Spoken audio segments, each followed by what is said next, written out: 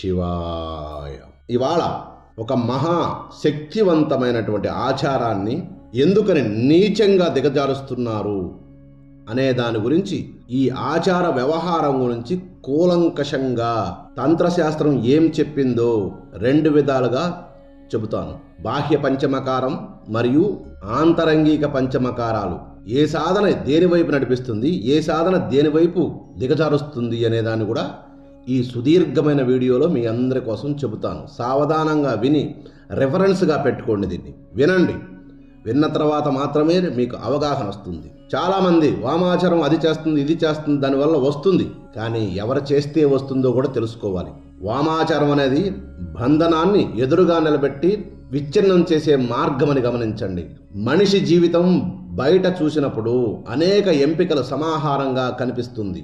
కానీ లోపల పరిశీలిస్తే అది 2 శక్తుల మధ్య జరుగుతున్న నిరంతర పోరాటంగా కనిపిస్తుంది. ఆ 2 శక్తులు ఆకర్షణ మరియు వికర్షణ.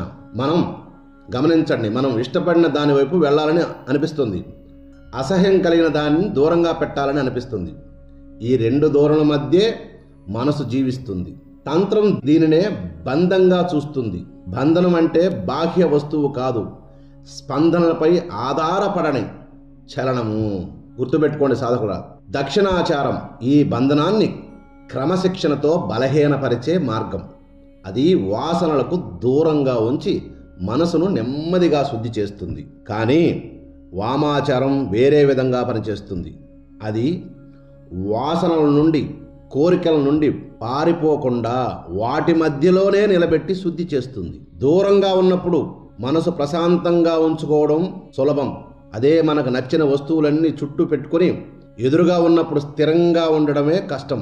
వామాచారం ఈ కష్టాన్నే సాధనగా ఎంచుకోమని చెబుతుంది కూడా. ఇకపోతే ఈ వామాచారంలో పంచమకారాలు, ఆచారం ఈ సిద్ధాంతానికి ప్రతీక.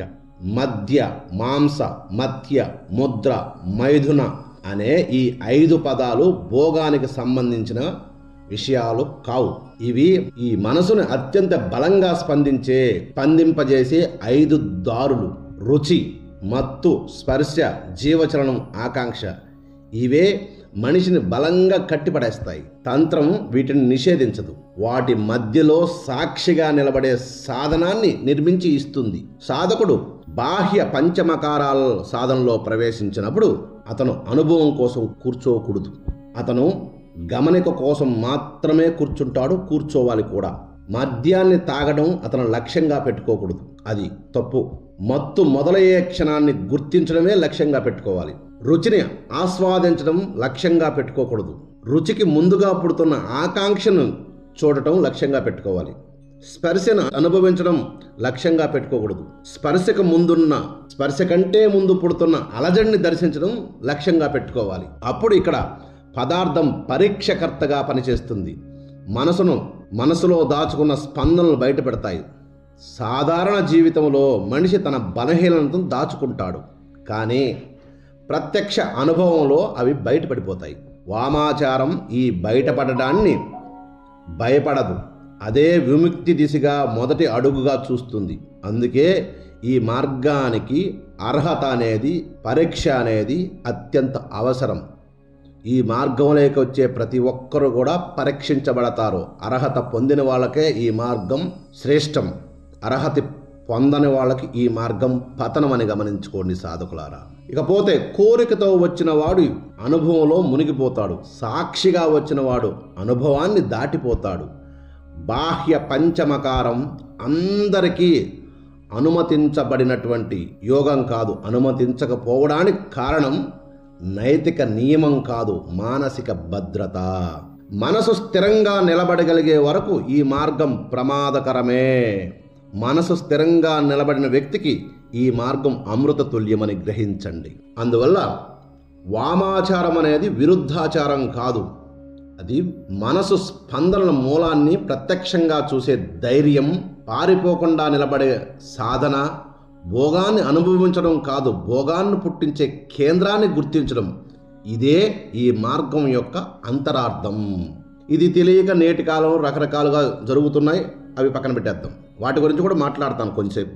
ఇకపోతే మంత్రాలు మరియు ముద్రలు చైతన్య మార్పులను గుర్తించే అంతరంగిక శాస్త్రం అని గుర్తుంచుకోండి. ఈ వామాచారంలో 29 ముద్రలు, 2000 పైచులకు మంత్రాలు ఉంటాయి. అవి గురు పరంపర నుంచే వస్తాయి, ఎక్కడ ఏ పుస్తకంలో దొరకవు అవి. కనుక పంచమకార పూజలో అనేక మంత్రాలు, వివిధ ముద్రలు అని చెప్పబడినప్పుడు వాటిని చాలామంది ఇవి గుప్తంగా దాచిపెట్టారు అని ఊహిస్తారు. కాదు నాయన, గుప్తంగా లేవు, బహిర్గతంగానే ఉండేవి. ఆ అవసరము, ఆ స్థితి కలిగిన వ్యక్తికి అవి ఆటోమేటిక్గా తెలుస్తాయి. గురువు ఎలాగో ఆటోమేటిక్గా ఇస్తాడు. కాకపోతే తంత్రంలో ఇవి సంకేత భాషని మాత్రమే గ్రహించండి. చైతన్యం నిరంతరం మారుతూ ఉంటుంది. ఆ మార్పులను గుర్తించేందుకు శబ్దం మరియు శరీర భంగిమలను ఉపయోగిస్తారు. అందుకే మనిషి ఒకే భావంలో ఎప్పుడు ఉండడు. ఒక క్షణం ఆసక్తి, మరొక క్షణం విసుగు, తర్వాత ఉత్సాహం, తర్వాత అలసట. ఈ మార్పులు యాదృచ్ఛికంగా కనిపించినా అవి నిర్దిష్ట తరంగాలుగా జరుగుతాయని గుర్తించండి. తంత్రం ఈ తరంగాలను పరిశీలించింది. ప్రతి తరంగాన్ని గుర్తించేందుకు ఒక శబ్ద సూచికను నిర్దేశించింది. దానినే మనం మంత్రం అని పిలుస్తున్నాం. మంత్రం పలకడం దేవతను ఆహ్వానించడం కాదు, మనసులోని తరంగాన్ని గుర్తించడం. అదే పదం పలికినా, చాలామంది ఒకే పదం పలికినా వేరువేరు పరిస్థితుల్లో వేరువేరు స్పందనలు కలుగుతుంటాయి. దీనికి నిదర్శనం ఇదే.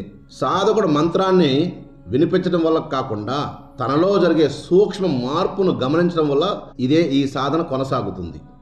అందుకే మంత్రాల సంఖ్యను ఎక్కువగా చెప్పడం జరిగింది. అనుభవ వైవిధ్యాన్ని సూచించడానికి ముద్రలు కూడా ఇదే విధంగా పనిచేస్తాయని గమనించండి.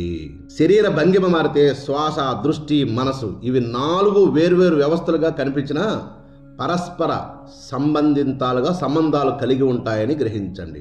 శరీర భంగిమ మార్చితేనే శ్వాస మారుతుంది, శ్వాస మారితేనే భావం మారుతుంది, భావం మారితే ఆలోచన మారుతుంది. తంత్రం ఈ పరస్పర సంబంధాన్ని వినియోగించింది ఈ సాధనలో.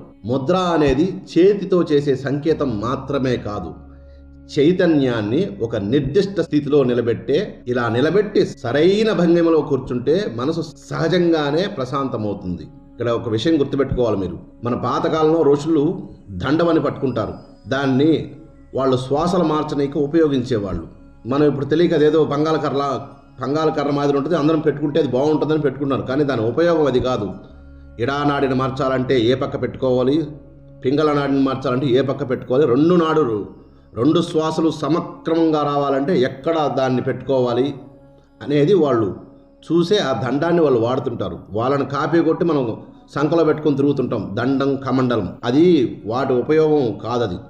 దాని ఉపయోగం తెలిసిన వాళ్ళకే అర్థమవుతుంది. ఇకపోతే సరైన శ్వాసలో ఉంటే భావ అలజడి తగ్గుతుంది. ఈ విధంగా ముద్రలు అనుభవాన్ని నియంత్రించవు, గమనికని సులభం చేస్తాయి సాధకుడికి. బాహ్య పంచమకారాల్లో మంత్రం మరియు ముద్ర లేకపోతే అనుభవం మాత్రమే మిగులుతుంది. మంత్రం మరియు ముద్రతో నిజంగా మంత్రము మరియు ముద్ర తెలుసుకుని ఈ సాధన చేస్తే అది పరిశీలనంగా మారుతుందని గమనించండి. అందుకే ఈ వామాచార సాధనలో అవి తప్పనిసరి. అవి ఆచారానికి అలంకారం కాదు, అవగాహనకు ఆధారం. కారణంగా తంత్ర సంప్రదాయం చెబుతుంది, మంత్రం తెలుసుకోవడం అంటే ఆ పదాలను కంఠస్థం చేయడం కాదు, స్పందనని గమనించడం అని అర్థం.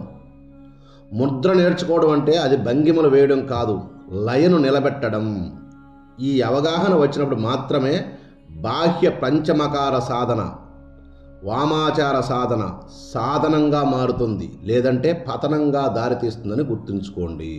నేటి సమాజంలో కొంతమంది వేరే వాళ్ళ జీవితాల్లో అద్భుతాలు జరుగుతాయని, దైవ అనుభవాలు వస్తాయని, దాచిన శక్తులు మేల్కొంటాయని ఇటువంటి మాటలు ఏవో చెప్పి 1 లక్ష 2 లక్షలు వసూలు చేయడం, ఆ తర్వాత ఈ క్రియని నామవాస్తిగా జరిపించడం జరుగుతుంది. ఇది ఆధ్యాత్మిక మార్గదర్శనం కాదు. అర్థం తెలియని వారికి ఎదురుగా కూర్చోబెట్టి వాళ్ళ చేత ఏదో కార్యక్రమం చేయించడం ఇది సాధన కాదు. ఇక్కడ జ్ఞానం లేదు, శిక్షణ లేదు, బాధ్యత అసలే లేదు. ఉన్నది కేవలం నమ్మకాన్ని వాడుకొని ఆధారపడేలా చేయడం మాత్రమే. తంత్రం అనేది మనసును స్థిరంగా చేసి అవగాహన పెంచే మార్గం. కానీ భయం, ఆశ, రహస్య వాగ్దానాలతో నడిపే కార్యక్రమాలు వ్యక్తిని అంతర్ముఖం చేయవు, బాహ్య ఆధారాలపై ఖచ్చితంగా నిలబెట్టేస్తాయి. అందుకే ఇలాంటి ప్రక్రియలో రెండు పక్షాలకి రెండు వైపులా నష్టం జరుగుతుంది. ఇలా చేయించిన వాడు తన అహంకారంతో లోభం వల్ల పతనానికి దగ్గరవుతాడు. చేయించుకున్నవాడు అజ్ఞానం వల్ల భ్రమ వల్ల నిదానంగా కూలిపోతాడు. ఎలా కూలిపోతాడనే చెప్పడం అటువంటి వ్యక్తులకే అర్థం. ఇప్పటికి మార్కెట్లో అటువంటి వ్యక్తులు, చేసిన వ్యక్తులు కావచ్చు, చేయించుకున్న వ్యక్తులకు కావచ్చు, అర్థమవుతుంటుంది. బయటికి చెప్తే పొరుగు పోద్దిగా, కాబట్టి చెప్పరు. ఇక్కడ గమనించాల్సింది వేగం మాత్రంలోనే తేడా ఉంటుంది. కొందరికి త్వరగా కనిపిస్తుంది ఈ పతనం, కొందరికి ఆలస్యంగా తెలుస్తుంది. కానీ తప్పు జరిగితే దిశ మాత్రం పతనం వైపే. కాబట్టి ఇది వామాచారం కాదు, సాధన కూడా కాదు, ఇది శుద్ధ వ్యభిచారం, ఆధ్యాత్మిక రూపంలో కనిపించే దుర్వినియోగం, చివరికి ఇద్దరిని దిగజార్చే మార్గం మాత్రమే. కనుక తస్మాత్ జాగ్రత్త సాధకులారా, సామాన్య ప్రజలారా, ఆశపడి పరిగెత్తొద్దు. దీని గురించి తెలుసుకోవడానికి చాలా గ్రంథాలు ఉన్నాయి, ముందు తెలుసుకోండి. ఇకపోతే రెండవది ఆంతరంగంగా పంచమకారం, అనుభవం లయమయ్యే అంతిమ దిశ. ఈ బాహ్య పంచమకారాలు చేసే వ్యక్తి అయినా ఈ స్థితి ఇక్కడికి రావాల్సిందే. బాహ్య పంచమకారం అనేది సాధనలో మొదటి భాగం మాత్రమే. తంత్రం చివరకు అంతరంగిక సాధన వైపు తీసుకెళ్తుంది. ఎందుకంటే పదార్థం ఎప్పటికీ బయటే ఉంటుంది, విముక్తి మాత్రం లోపలే సంభవిస్తుంది. అంతర్గత పంచమకారాల్లో పదార్థాల సూచికలుగా మారుతాయి. మద్యం అనేది బయట పదార్థం కాదు, సహజంగా ఉద్భవించే ఆనంద ప్రవాహం. మనసు ఏ కారణం లేకుండా ప్రశాంతంగా ఉన్నప్పుడు లాఘవ భావం, అదే అంతరంగిక మద్యం. మాంసం అనేది రుచి కాదు, ఇంద్రియ స్పందనలపై అధికారం. వస్తువు ఉన్నా లేకపోయినా మనసు కదలకుండా ఉండే స్థితి. మత్స్యం అనేది జీవి కాదు, శ్వాసల్లో ద్వంద్వ గమన అవగాహన. ప్రతి శ్వాసలో వచ్చిపోయే ప్రవాహం మధ్య నిలిచే నిశ్శబ్ద క్షణమని గమనించండి సాధకులారా. ముద్ర అనేది భంగిమ కాదు, శరీరము, ప్రాణము, మనసులు ఈ మూడింటిని లయం చేసేదే ముద్ర. మైథునం అనేది కలయిక కాదు, అనుభవించేవాడు మరియు అనుభవం మధ్య భేదం లయమయ్యే క్షణం. గుర్తుంచుకోండి, మైథునం అనేది కలయిక కాదు, అనుభవించేవాడు మరియు అనుభవం ఈ రెండిటి మధ్య ఉన్న భేదమే లయమయ్యే క్షణం. అది ఇక్కడ సాధకుడు ఏది జయించడు, కోరికను అణచడు, కోరిక పుట్టే కేంద్రాన్ని చూస్తాడు. కేంద్రం దర్శనమైతే స్పందన సహజంగా కరిగిపోతుంది. ఈ దశలో బాహ్య సాధన అవసరం తగ్గుతుంది. ఎందుకంటే అనుభవాన్ని కలిగించేది పదార్థం కాదని స్పష్టంగా తెలుసుకుంటాడు సాధకుడు. మనసు నిర్మాణమే అనుభవాన్ని సృష్టిస్తుందని ప్రత్యక్షంగా తెలుస్తుంది. అంతర్గత పంచమకారం ముగింపు ఒక విశేష అనుభూతి కాదు, అది సహజ స్థితిని గమనించాలి.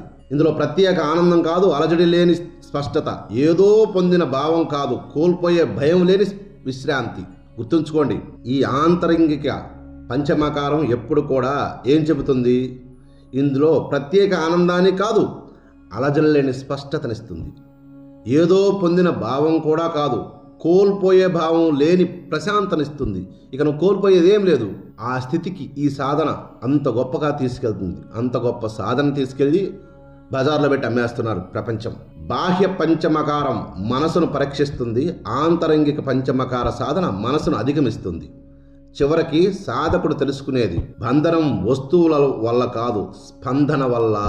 ఈ స్పందనల మూలం గుర్తించినప్పుడు భోగం, త్యాగం రెండూ అర్థం కోల్పోతాయి. మిగిలేది ఒక నిశ్చల అవగాహన మాత్రమే. ఇదే తంత్ర మార్గం సూచించే అంతిమ స్థితి. ఈ స్థితిని మీరు గ్రహించినప్పుడు మాత్రమే నిజమైన తత్వాన్ని పట్టుకోగలరు. నిజంగా వామాచారం బయట లేదా అనుకుంటారు, ఉన్నాయి. చేసేవాళ్ళు ఎంతమంది ఉన్నారు? అంతా మాయ. వామాచారం చెయ్యాలంటే ఈ సాధకులు ఎవరైతే వామాచారం చెయ్యాలనుకుంటారో ఆ సాధకులకు ముందు 62 రోజులు దీక్ష ఉంటుంది కఠినంగా. ఆ పురుషుడు కావచ్చు, స్త్రీ కావచ్చు. ఇంత కఠిన దీక్ష చేసిన తర్వాత అప్పుడు కూడా వాళ్ళు నిలబడతారని గ్యారంటీ లేదు అక్కడ. ఎందుకంటే ఈ పంచమకార సాధనలో ఈ 5 మకారాల మధ్యనే మనిషి కూలిపోతాడు, అక్కడి నుంచి లేపి పంపించేస్తారు. ఇక్కడ ఎవరికి ఇది ఉపయోగపడుతుంది? చాలా మంది ఏదేదో చెప్తుంటారు దాని గురించి. ఇవన్నీ కూడా జ్ఞానరహితమైన మార్గములు మాత్రమే. వాదనలు ఎన్నైనా చేయొచ్చు, నోరు కదా ఏమైనా వాదిస్తుంది. ఇక్కడ వాదనతో పని లేదు. మనకు వేదన లేని అద్భుత స్థితిని కలిగించేదే ఈ వామ మార్గం. ఆ వామ మార్గాన్ని వక్ర దృష్టితో చూసి వంకర పనులు చేయాలనుకునే వాళ్ళకి అమ్మవారే మొత్తం సమస్తాన్ని వంచి పడేస్తుంది. కనుక మీరు శాస్త్రాన్ని ఎవరైనా దేనికైనా సాధించండి, ముందు శాస్త్ర అనుభవం పొందండి. దీని గురించి అనేక విధి విధానాలు ఉన్నాయి, చాలా నియమాలు ఉంటాయి. తొందరపడి ఆ సాధనలోకి వెళ్ళకండి. ఎందుకు చెబుతున్నానంటే అది నిప్పు లాంటిది, పట్టుకుంటే ఖచ్చితంగా కాలద్ది. నువ్వు ఎలా పట్టుకున్నావు అనే దాన్ని బట్టే ఉంటుంది. అంటే పట్టించే వ్యక్తిని నీకు ఎలా పట్టించాడు ఆ సాధననే దాన్ని బేస్ చేసుకునే ఉంటుంది. ఆ పట్టించే వ్యక్తి నిప్పు గురించి ఏమీ తెలియకపోతే మీరు బీరువాలో పెట్టండి అని చెప్తాడు, ఆ నిప్పుని తీసుకెళ్ళి, అప్పుడు బీరువా మొత్తం కాలిపోద్ది. అవగాహన లేని సాధన అద్భుతాలను ఇవ్వదు, పతనానికి దారితీస్తుంది. కనుక ఎవరైనా ఏ సాధనైనా చేయొచ్చు, కానీ విచక్షణ మరిచిపోయి చేయకండి ఏ సాధన కూడా. తంత్రం అంటే భూతు కాదు, తంత్రం అంటే చైతన్యానికి పరాకాష్ట. గుర్తుపెట్టుకోండి సాధకులారా. తంత్రాన్ని అర్థం తెలియక చేసే ఈ తికమక పనుల వల్లే తంత్రం ఏదో భయంగా మారింది తప్ప తంత్రం అసలు చైతన్యానికి సూటి దారిని గుర్తించండి. సర్వే జనా సుఖినో భవంతు.